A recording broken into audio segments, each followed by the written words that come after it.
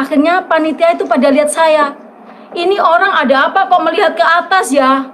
Saya dinyatakan gagal, saudara, pada waktu saya di lomba ini. Akhirnya saya turun. Saat saya turun itu ada suara yang bisikin saya seperti itu. Buka Al-Imran 3:45, buka.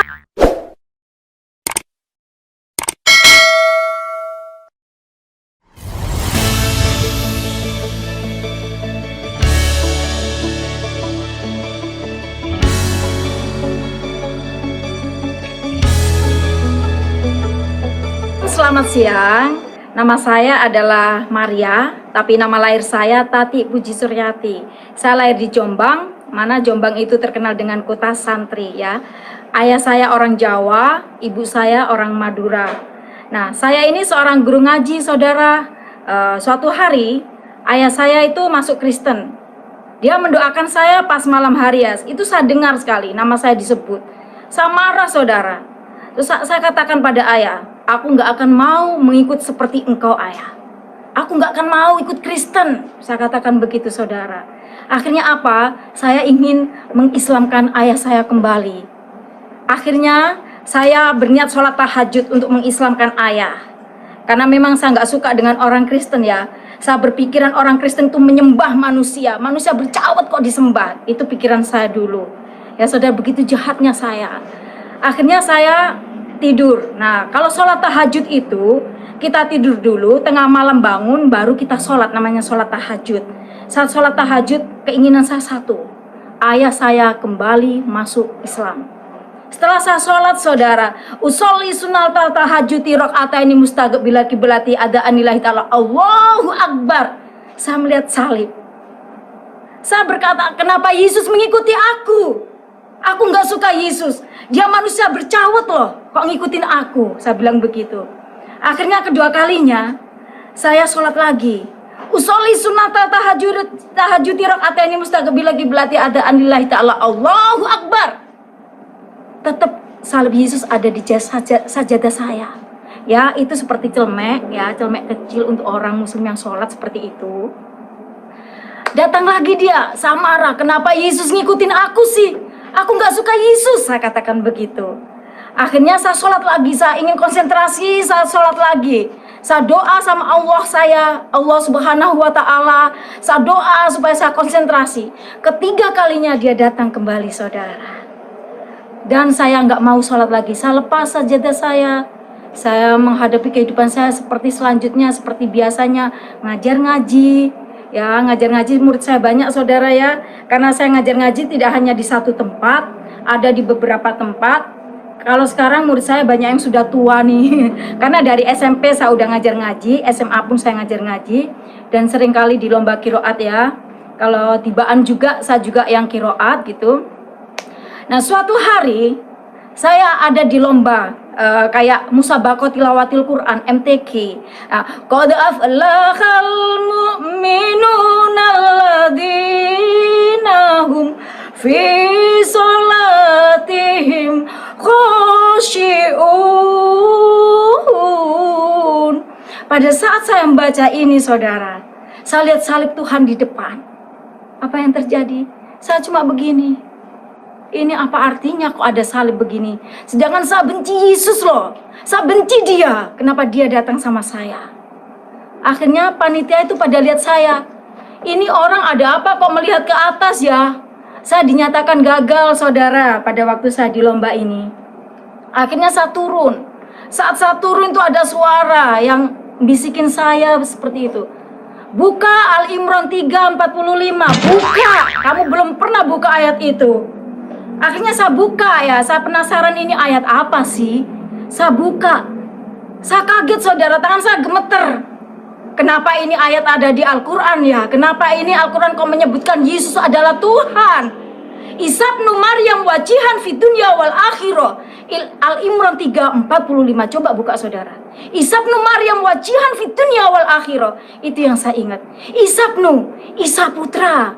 Kalau di Al-Quran Isa kan? Kalau di Kristen Yesus, putra Maryam. Maryam itu Maria, saudara. Wajihan yang berkuasa atau yang terkemuka. Fit dunia, di dunia. wal akhirah. Wal itu dan, akhirah adalah surga atau akhirat kalau di Islam ya.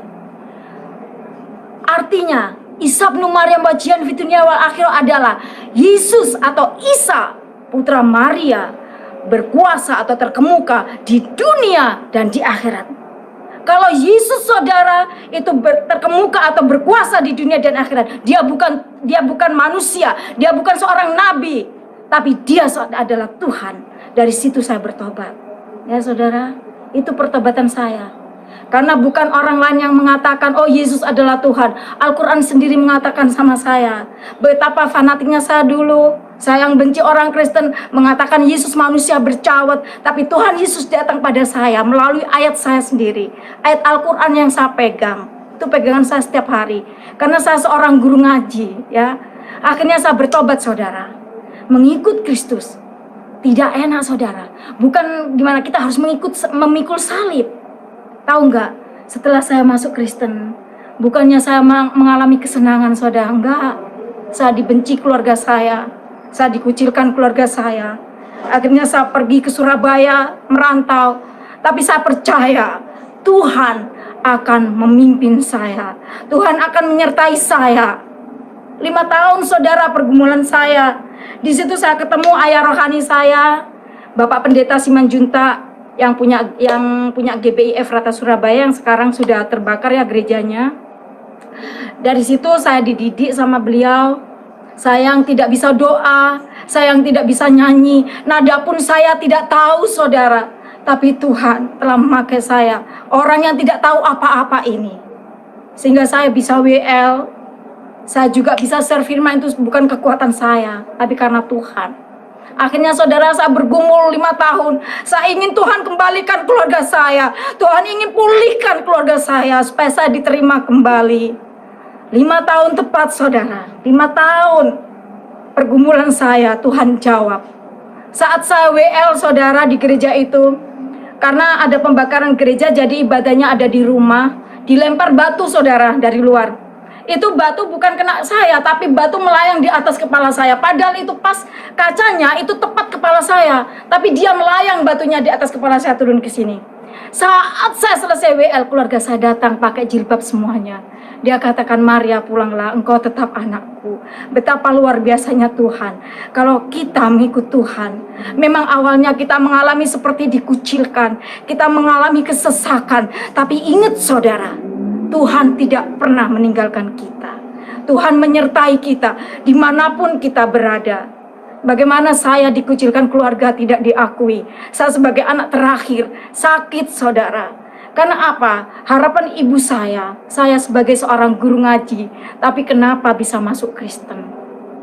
Tapi saya sebagai orang yang mantan muslim bersyukur. Karena apa? Tuhan sangat baik sama saya. Kalau bukan karena Tuhan, saya tidak seperti ini. Saya seperti ini karena Tuhan telah menyelamatkan saya.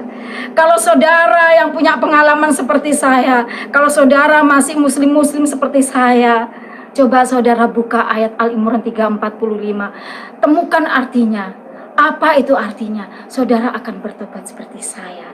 Karena kehidupan kita bukan insya Allah, bukan hanya setengah-setengah. Kalau insya Allah kita masih mengatakan, kamu mau masuk surga enggak sih? Kalau dalam muslim, insya Allah. Ya insya Allah itu antara masuk dan antara tidak saudara. Tetapi dalam Kristen, kalau kita mau masuk surga, kita buka Yohanes 14 ayat 6. Jalan masuk surga itu saudara.